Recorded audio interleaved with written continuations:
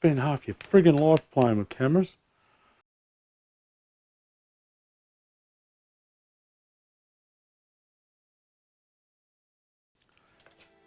G'day everybody and welcome back. It's always been my view that all's fair in love, war and comedy. And during this series I've had a few cheap shots at the Italians in the name of comedy. There won't be any cheap shots at the Italians at the moment. I know that historically I've done that over this series. We've had a bit of a giggle at their expense, and I don't think that's appropriate given the circumstances at the moment. It's a scary time, and it's a scary time particularly in Italy at the moment, where things are completely out of control and their poor old health system has buckled under the massive peak in the number of reported COVID-19 cases. All our thoughts are with anybody that's been affected or anybody that's tied up in isolation at the moment with uncertainty. Let's try and put a smile on each other's face and enjoy putting this thing back together.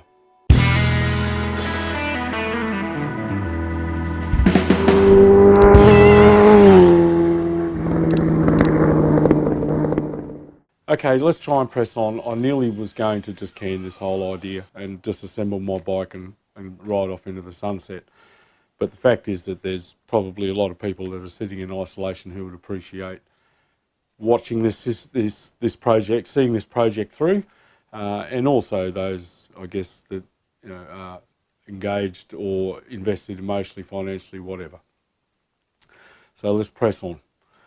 I have the cylinder heads back from Gownlock, so we've got our new valves all fitted, lovely, and they're all ready to go. So the next step, I've taken the liberty of putting the clutch together, and I've done that for a couple of reasons. One, I had time on my hands, so I threw it together. I'm going to revisit it because we're going to do something special with it, but just not during this particular episode. All right, so let's just crack on. The first job for me, I've already cleaned the barrels. Now with Nicosil, I mentioned some episodes ago that it's oleoscopic, so it will prefer oil to water, so it retains some lubricity, but it also retains dirty oil and sediment. So when I was cleaning these, what I did was I just used a contact cleaner, like a brake and clutch cleaner, and gave them a really good thorough spray out, and I gave them a quick lick with a bit of very fine Scotch-Brite, and then cleaned them again with the contact cleaner, and then finally sprayed them out with WD-40 and got a nice clean white rag and ran it through there, and kept doing that until there was no more residue left in the barrels. So they're good now. The pistons I scrubbed and then put into the ultrasonic cleaner with just water and a little bit of detergent, just dishwashing liquid, and put them on about 70 degrees Celsius and let them cook, and they've come up nice and clean. They've been dried and reassembled with the rings. So the first job will be lubricate everything up with oil and assemble the pistons into the cylinders, and then we'll put the cylinders onto the block. Our piston.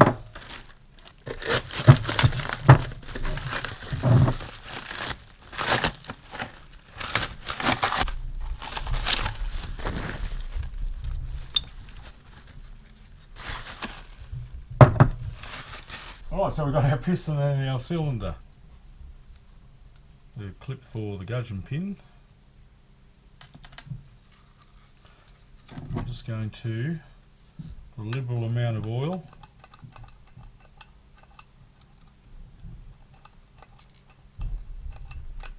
on our rings and on the skirts, and position our rings 120 degrees.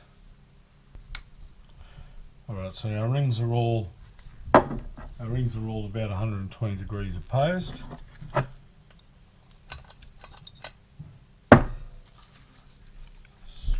Put a liberal dose of oil in the barrel.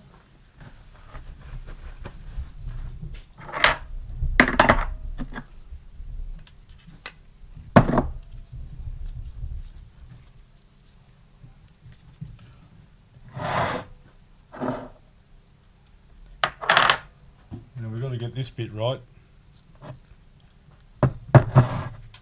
This is the exhaust side, this is the inlet side. I'm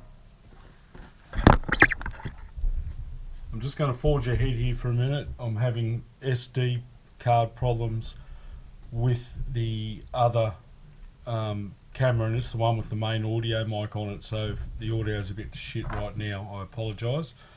But I just want to get this in here before I take my gloves off and go and play with the camera.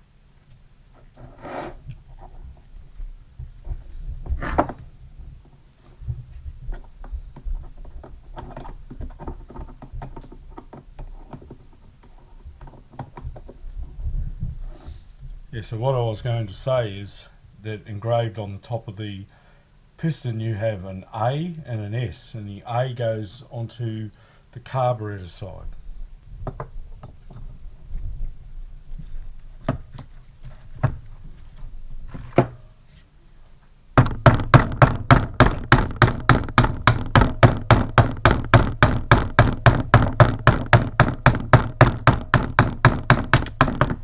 Tappy tap tap.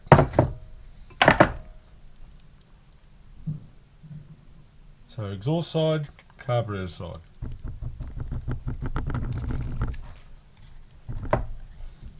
We're going to bring it out the bottom and expose the gudgeon pin. But right now, I'm going to go and deal with the camera. Alright, it's been a knobhead. I've swapped the cameras over, so hopefully at least if this one doesn't work, we've got that one. Just going to put some 3-bond onto the case. Now the little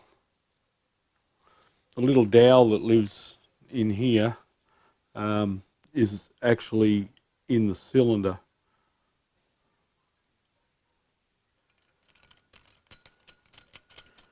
New gasket.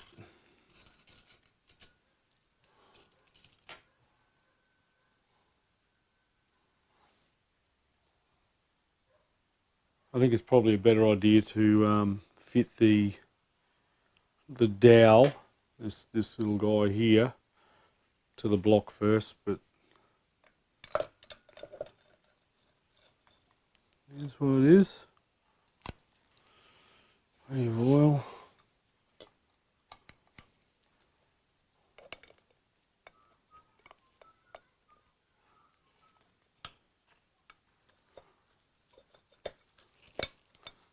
Right, try and get this in without making a bloody meal of it.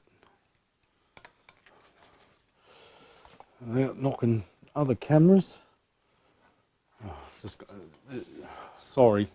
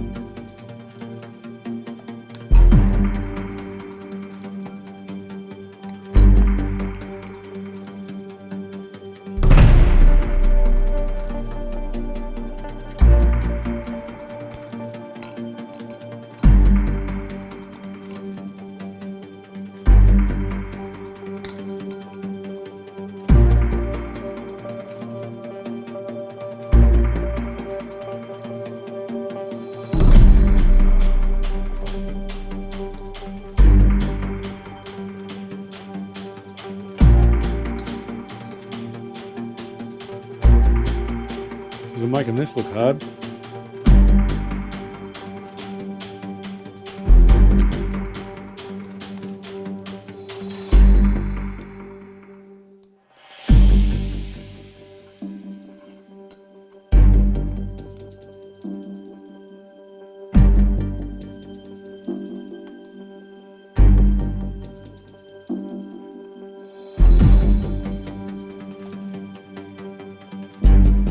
this look real hard.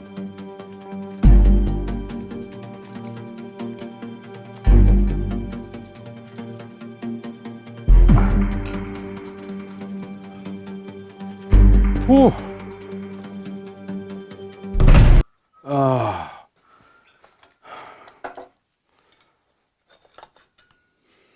Change tact. I'm really having trouble with this. In case you didn't notice.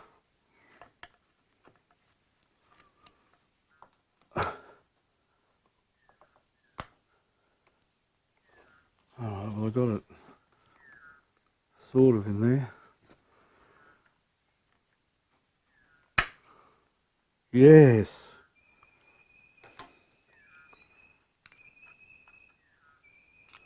Just be absolutely sure that it's in there.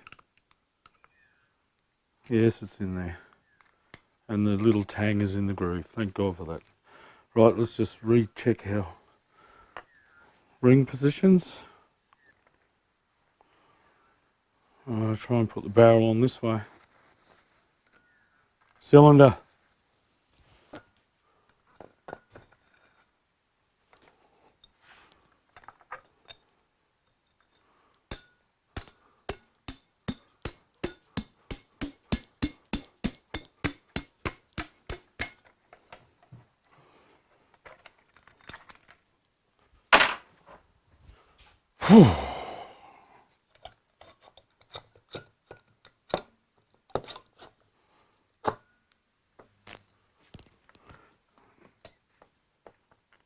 Sliding up that dowel.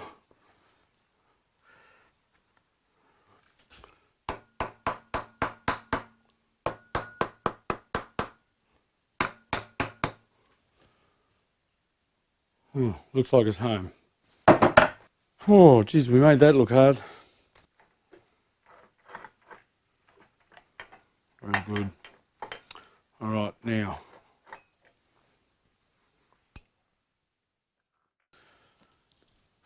All right, it's fair to say I'm struggling a little bit here, camera-wise, and just trying to get that bloody clip on. That was a pain in the ass. So I'm going to do this one a little bit differently. And of course, being back in the garage too is a bit of a challenge in itself. I've got a lot of crap and nowhere to put it. So it's always messy and a little bit difficult, but that's all right. We'll get through it. All right, so a new base gasket again. This time the dowel is in the bottom there. Now, just going to place a clean rag in and around.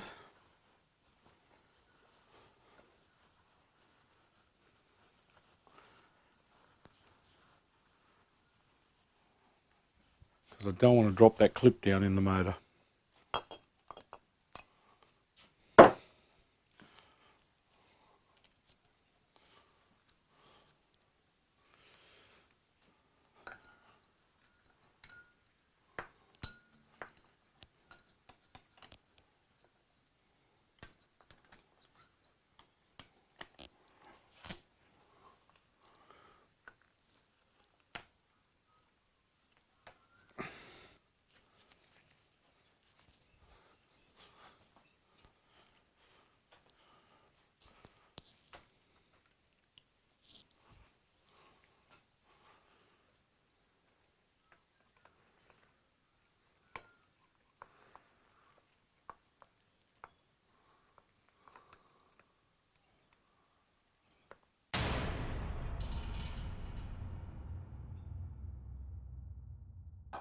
Got him. Got him. And he's in the groove. Whew. Wow, I did make that look hard. Put a bit of 3-bond around the base again. And careful with that bloody piston. Now, of course, there's a new O-ring to go on that one. Just checking the ring grooves. They're all good.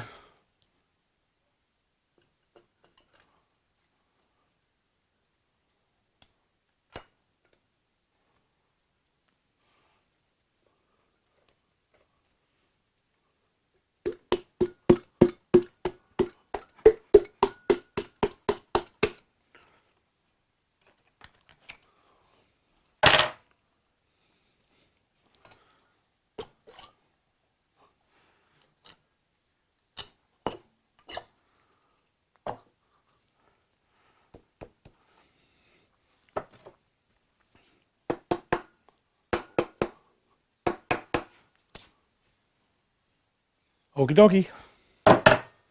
Alright, cylinder heads. I'm struggling to get a decent camera angle here, but I think we'll be okay.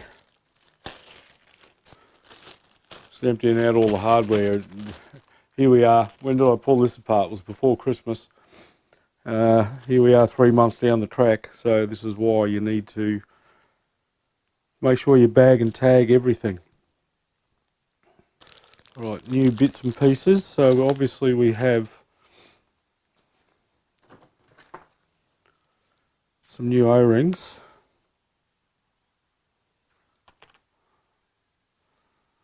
Now on the horizontal head there is one large O-ring for the return, for the oil return. And there's also one small one and one dowel. This is the one with the small orifice. Remember, these are SD2 heads, and they have a large orifice in the SD2 because it's a water-cooled setup. Ours is not water-cooled, oil and air-cooled. All right, we're gravy, we're clean and dry.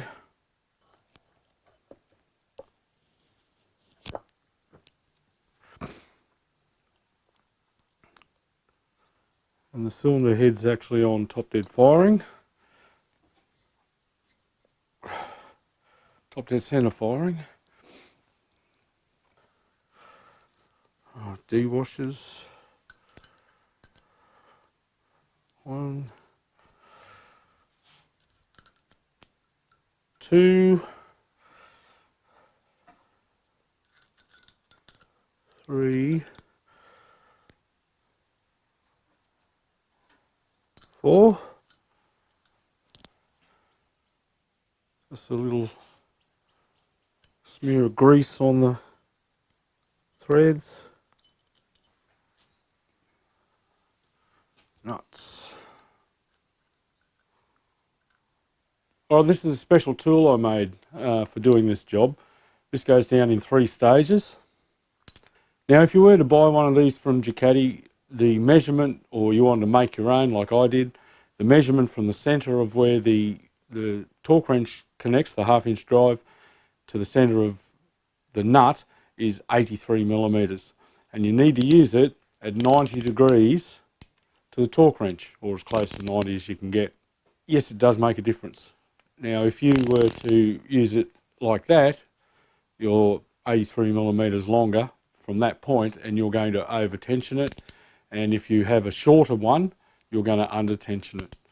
I did actually run that past Matt from the workshop, and he laughed and sent me these funny drawings and got all engineered on me. But at the end of the day, he said it does make a difference. If Ducati are making their tool at 83 millimetres centre to centre and using it 90 degrees to the torque wrench, that's what I'm going to do. So we're already set on the 15 Newton metres in a cross pattern, of course. All right, stage 2 is 27 Newton metres. And the last stage with these black studs is 39. If they were the stainless steel ones, it'd be 42. Right, horizontal cylinder on. Time for the vertical.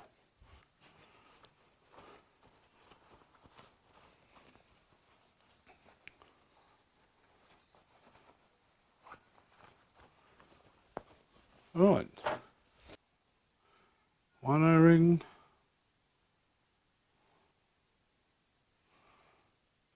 2 O-rings, 3 O-rings and the dowel.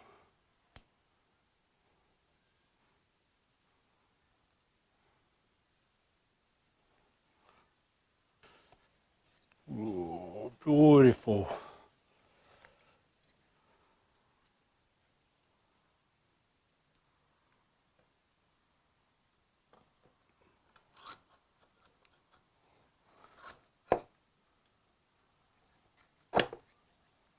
Now I need to make a correction.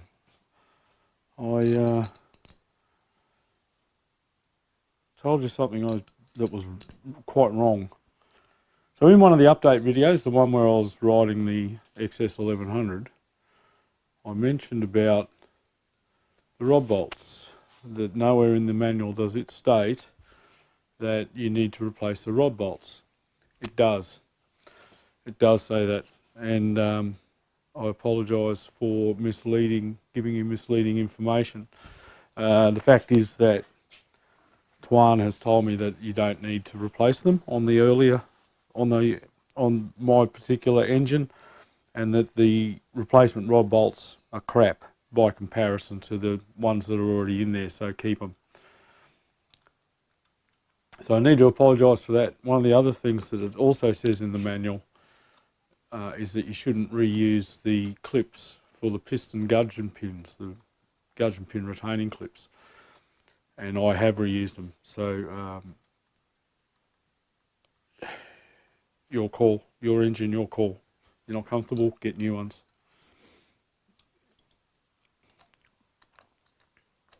Stage 1. Stage 2. Stage 3. Woohoo, cylinder heads are on. Now all the valves are closed, so it's safe to do this. We're going to just give it a few rotations.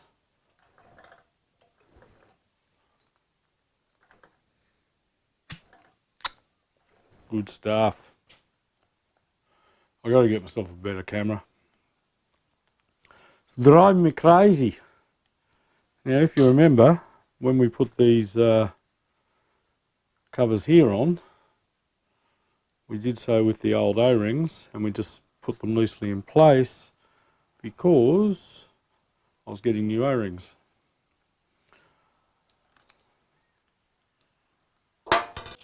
And that is precisely what I've done. So out with the old, in with the new, and I'm just going to put a little bit of screw lock on these guys and refit it. Just make sure they're cinched down and we've compressed that O-ring. Okay, banjo fittings. So these are just the oil drains for the cylinders.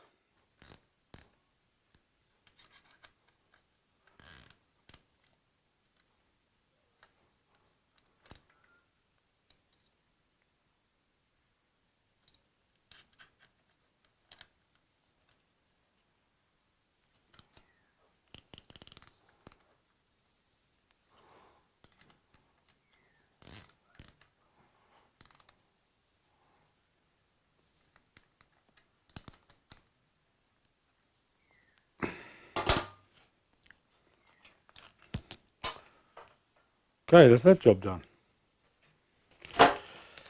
Timing belts.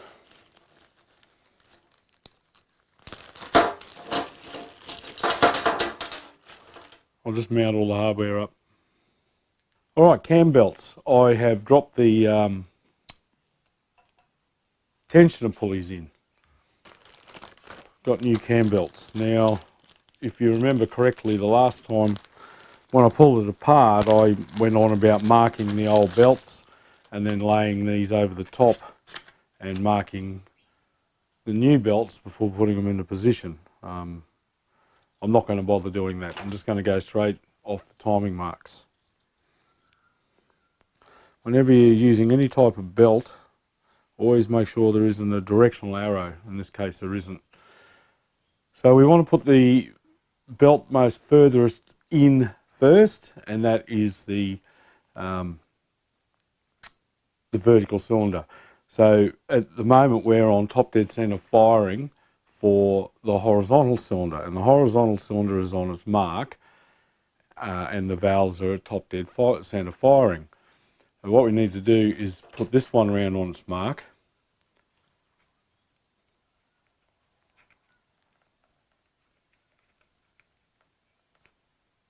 And just try and see if it'll stay there, because it's just on that point on the cam where it will stay there sometimes if you're lucky, like I have just been.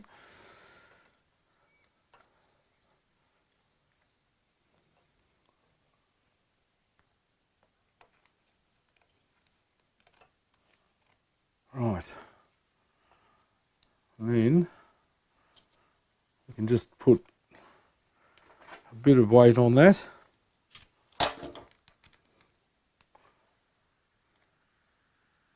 Snip him up.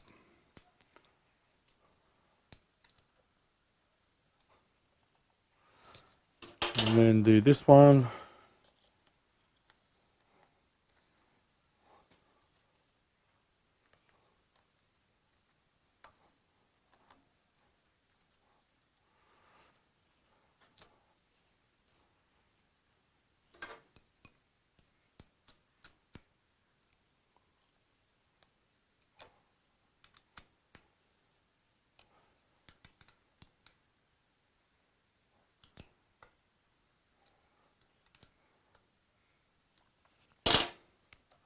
And that's it, belts are on. Now, there is a few methods you can use to do the tensioning. But before you do the tensioning, I have fitted lots and lots of Tooth-X belts to lots and lots of different types of applications, cam belts, machine drive belts, etc. And I know that they do tend to want to find their own position. So I'm just going to give it a few revolutions to make sure that the belts are in the right position before we go ahead and do the tensioning. But what I want to do now is just do that rotational thing. Now, you just want to go slow and make sure that there's no nasty surprises where we're going to have any collisions between piston and valves.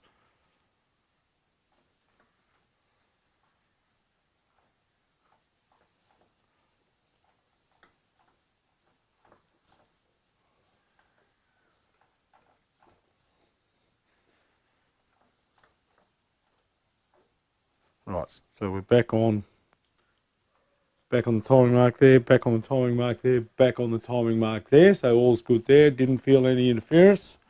So let's just give it a few.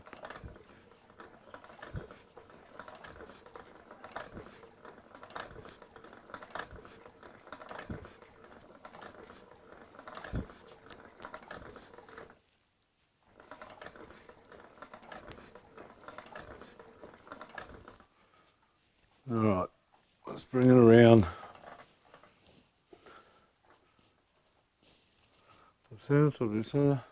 Top dead center. Okay. All right, we're starting to run out of daylight now, but we'll tension them up. So a couple of ways you can do it. We've wrapped it. We've wound it around and around a few times. I've made this little tool up, which just sort of hooks onto the bearing, and I'm using a fish scale. And DUCATI have a special tool that, or you used to be able to buy, I'm not sure if you still can, that was essentially a fish scale, but it wasn't calibrated. It just, didn't have increments on it. It was just a preset point that you had to go to. That's been tested, and that preset point is 4.5 kilograms or 10 pound. So we'll pull that up to 10 pound or 4.5 kilo and lock him off.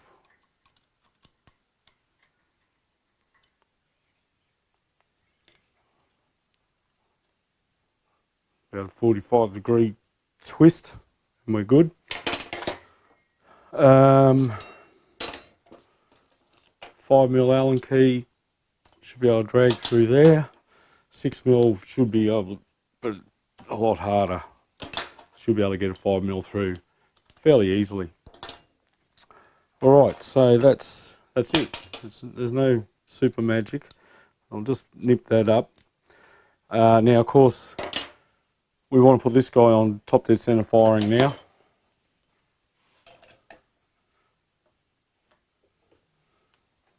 And that's about there.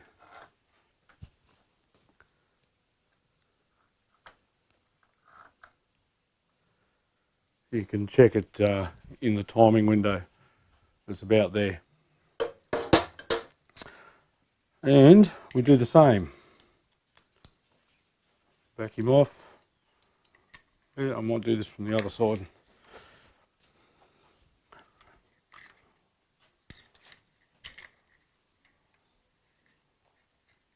Take the slack out. Pull him up to about 10 pound of spring pressure, or 4.5 kg. Trying to hold that consistently at 4.5 kg is a bit difficult.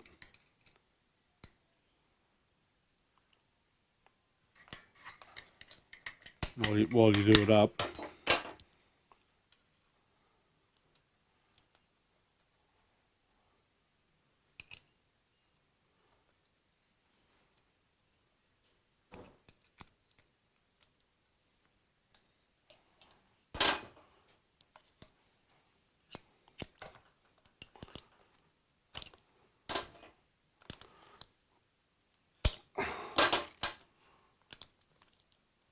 Pretty good. Give it a couple of revolutions again.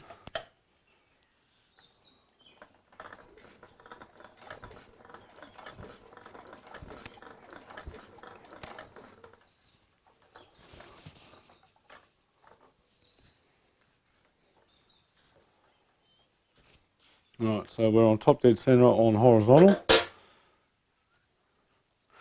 Alright, so it should be about a 45-degree twist.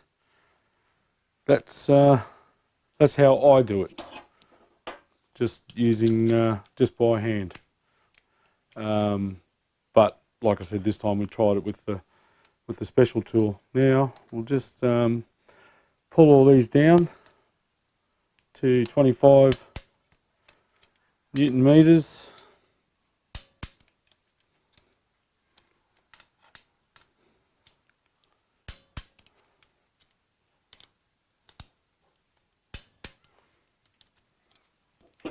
And we're done. We're gravy there. So now we can put those covers on. Just do a quick sense check. That's all been torqued. Yes.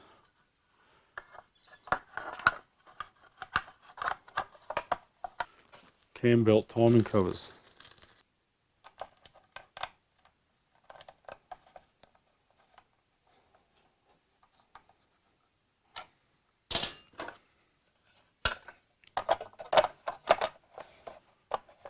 That'll be the long ones.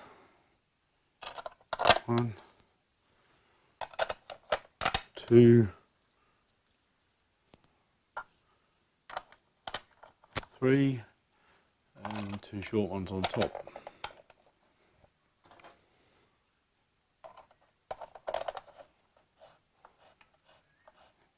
I'm not going to torque them down, I'm just going to tighten them down by hand, cinch them down firm.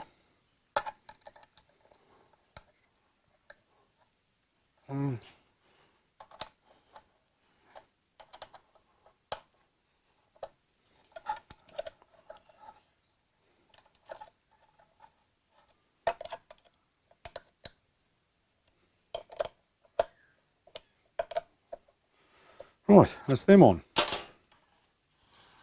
Wow, I think we're just about ready to put it back in the bike. I'm just going to remove the crankshaft turning tool. I bought one, if you didn't notice.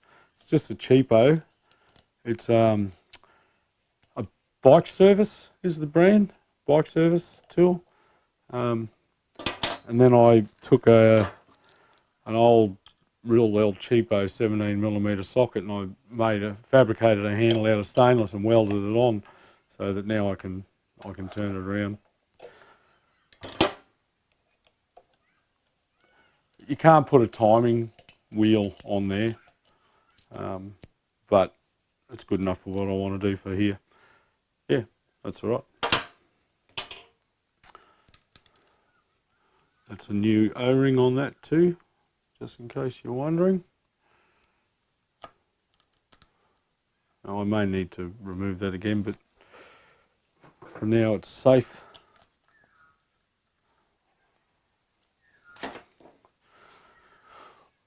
All right. Cylinders are on, pistons and cylinders and cylinder heads are on, timing belts are on, timing belts are being tensioned, clutch is assembled. I think it's ready to go back in the bike.